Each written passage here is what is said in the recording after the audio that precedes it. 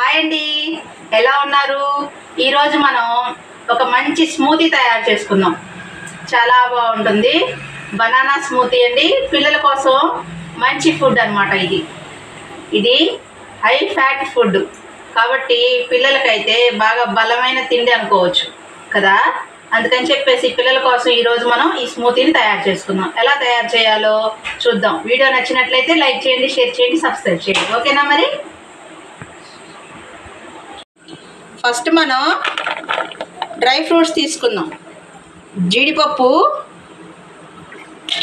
అలాగే బాదం పప్పు, వీటిని ఫస్ట్ మనం మిక్సీ చేసుకుందాం. జీడిపప్పు బాదం పప్పుని ఫస్ట్ మిక్సీ చేసుకోవాలి. ఎందుకంటే కొంచెం అవి మెదగవు కదా. అన్నిటితో పాటు అవి ముందు కొంచెం గ్రైండ్ చేసుకుంటే లైట్గా క్రష్ అవుతాయి. ఇలా వీటిని మనం పౌడర్లా చేసుకొని లైట్గా కచ్చాపచ్చగా చేసుకోవాలి. తర్వాత ఇందులో మనం డేట్స్, అలాగే షుగర్, పిల్లలు కదండి కొంచెం తియ్యగా తింటారు కాబట్టి వాళ్ళకి షుగర్ వాడినా పర్లేదు. ఇప్పుడు వీటిని మనం గ్రైండ్ చేసుకుందాం. ఇప్పుడు అవి పౌడర్ అయిపోయిన తర్వాత దీనిలో బనానా వేసుకుందాం.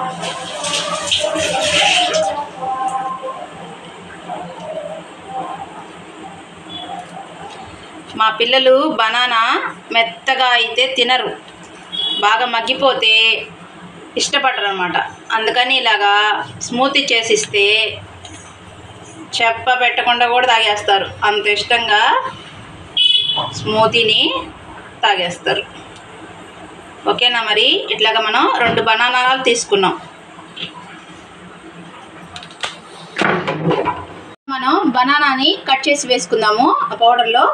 ఇప్పుడు దీన్ని కూడా స్మూత్గా చేసుకోవాలి. దీన్ని స్మూత్ చేసేటప్పుడు కొద్దిగా పాలు పోసుకోవాలి. పిల్లలు బనానా మెత్తగా అయిపోతే తినరు, మగ్గిపోతే తినరు. అందుకని చెప్పేసి ఇలా చేసిస్తే చక్కగా తాగేస్తారు.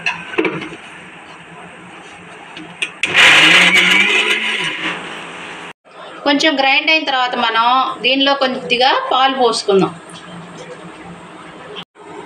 పాలు పోసిన తర్వాత గ్రైండ్ చేసుకోవాలి. మనం స్మూతీ రెడీ చేసేసుకొని గ్లాసెస్లో పోసేసుకొని